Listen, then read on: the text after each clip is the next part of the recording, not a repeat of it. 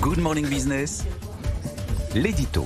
Oui, c'est ce terme, 3 à 4 jours à partir de la semaine prochaine, hein, c'est ça, obligatoire, c'est ça qui vous pose Je dis ça parce qu'il ne peut pas télétravailler. Non, mais Il est jaloux.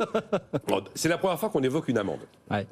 L'amende évoquée par un participant à la concertation menée par Elisabeth Borne hier, 2 000 € par salarié qui est présent alors qu'il pourrait télétravailler dans la limite d'un plafond à 500 000 €.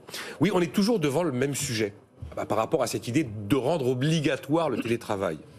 Je rappelle qu'on peut effectivement sanctionner une entreprise qui ne respecte pas les règles sanitaires.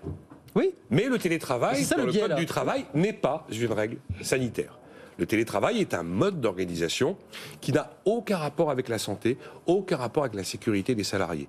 Ce qui veut dire que l'usage, le recours au télétravail dans une entreprise n'est pas un choix du gouvernement, c'est une décision de l'entreprise et généralement qui est prise après un accord d'entreprise. On en a eu un chez AXA fin novembre, un chez Michelin.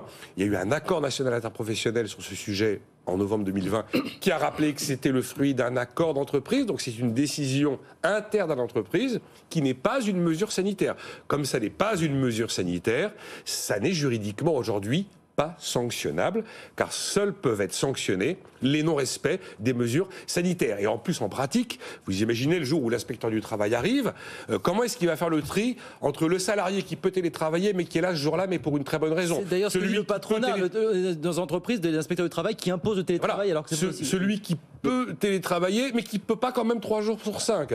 Celui qui est présent ce jour-là, qui devrait être chez lui. Et puis l'inspecteur du travail, il arrive le jeudi, il voit quelqu'un qui pourrait télétravailler, mais qui lui dit « Ah mais monsieur, lundi, mardi, mercredi, j'étais en télétravail, les 3 jours ». Comment voulez-vous arbitrer de l'obligatoire là où c'est possible? L'obligatoire là où c'est possible, ça n'est pas arbitrable. Qu'est-ce que vous voulez que le gouvernement dise ou fasse d'autre, Nicolas? Non mais d'accord. Alors pour l'instant, c'est la 3e ou 4e fois qu'on nous sort l'obligation du télétravail. Seulement là, la nouveauté, c'est qu'il y a un texte de loi. Un texte de loi qui veut mettre en place un PNE, un protocole national en entreprise. Et là, il a été décidé que oui, on allait sans doute, par un amendement, modifier le statut juridique du télétravail. Voilà. Et ça n'allait plus être un simple mode d'organisation à la main de l'entreprise, mais également une mesure pouvant être une mesure sanitaire sur laquelle le gouvernement a la possibilité d'imposer le recours au télétravail.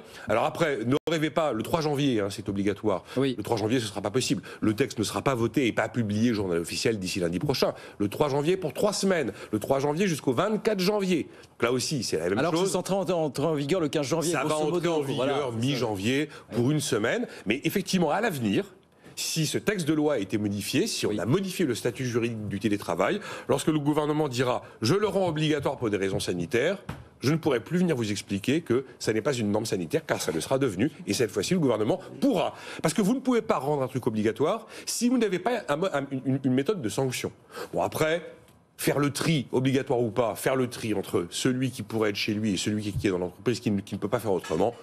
Bon courage. De toute façon, y a-t-il assez d'inspecteurs du travail en France pour aller faire la course dans toutes les entreprises? Nicolas, c'est ça aussi le problème. Par rapport à la situation actuelle, par rapport au risque d'absentéisme, aux arrêts de travail, une entreprise a tout intérêt à recourir au télétravail. Et je pense que son intérêt sera meilleur guide que les menaces et le bâton du Premier ministre.